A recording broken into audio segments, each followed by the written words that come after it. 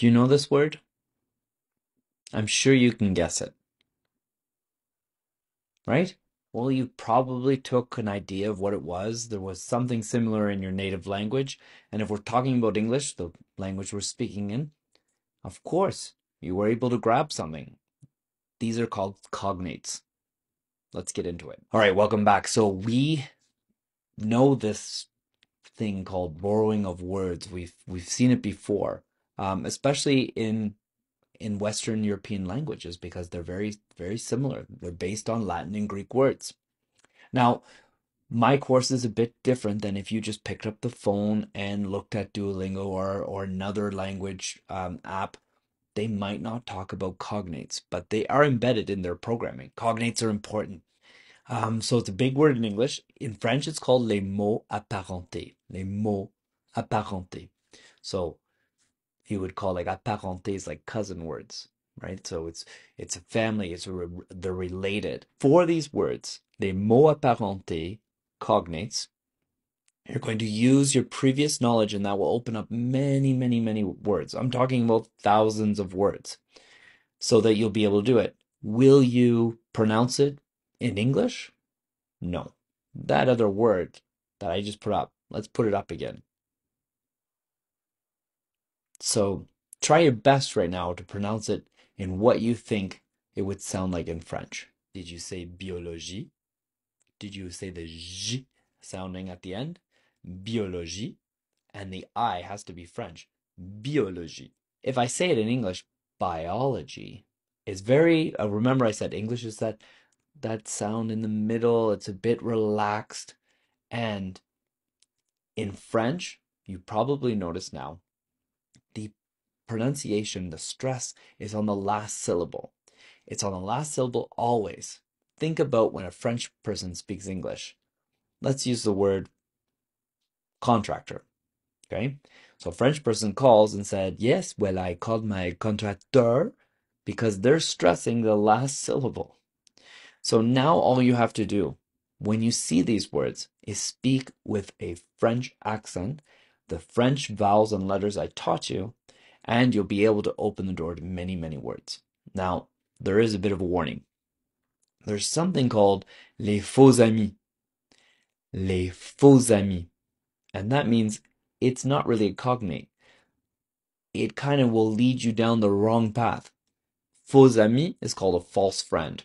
You think it's your friend, but in the end, it's not. And we'll go over that too. So let's get back into it. We're going to start with cognates. What I have here, cognates could be lots of things. So they have similar meanings and spelling, and of course they will only be pronounced the French way.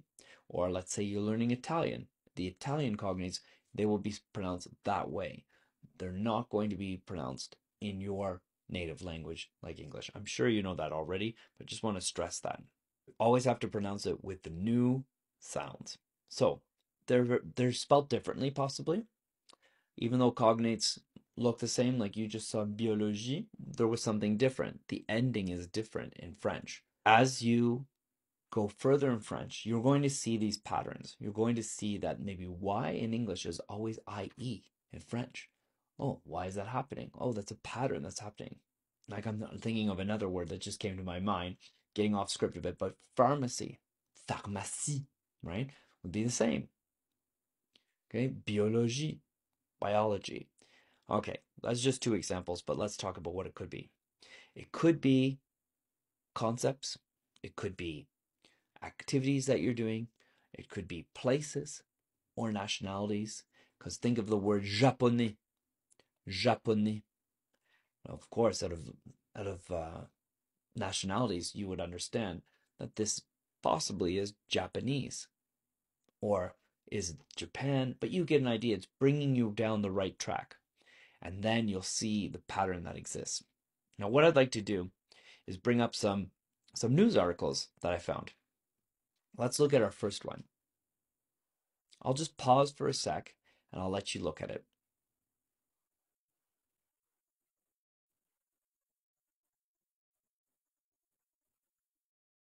There are probably 3 or 4 words here that are good cognates. So I'll say it in French Venise annonce que les groupes de touristes devront être limités à 25 personnes.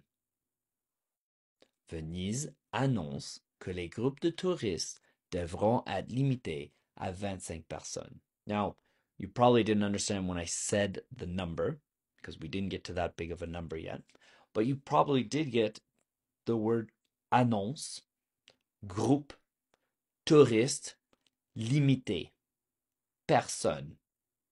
A lot of words in there. So what's happening? Well, Venice is announcing that tourist groups must be limited to 25 people, nothing bigger than that. I don't know the whole story. I didn't read it, but I wanted to grab the headline for you so that you could see with your cognates, you're going to be able to understand headlines, right? They're going to read you down the right way. Okay, let's get to another one. I'll leave this one up on the screen as well for a little bit. Say it to yourself, say it out loud, say it with a French accent to get ready to pronounce those letters. I'll be quiet and you do it.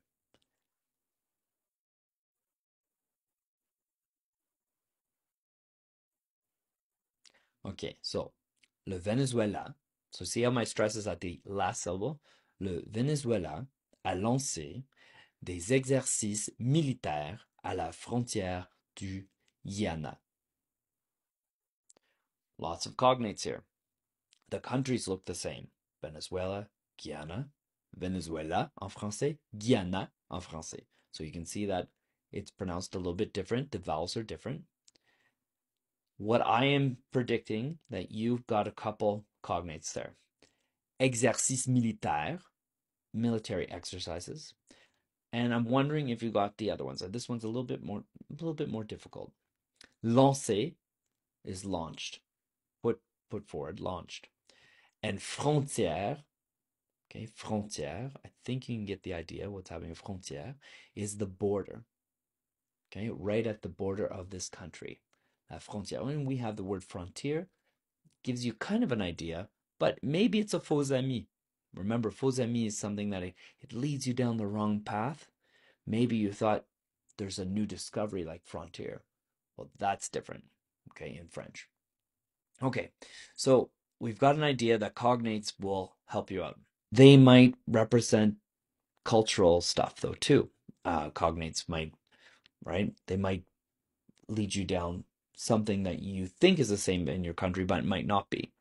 Like concepts of restaurants, right? Even though you have the idea, well, maybe in your country it's a bit different, because the concept of a café in France is not the same as it is in North America. Okay, so we saw some of those, but remember, there's one or two or three or four faux amis that we should talk about. But the main one is this one because we're learning about things, we're talking about books. Look at this word. La librairie. La librairie.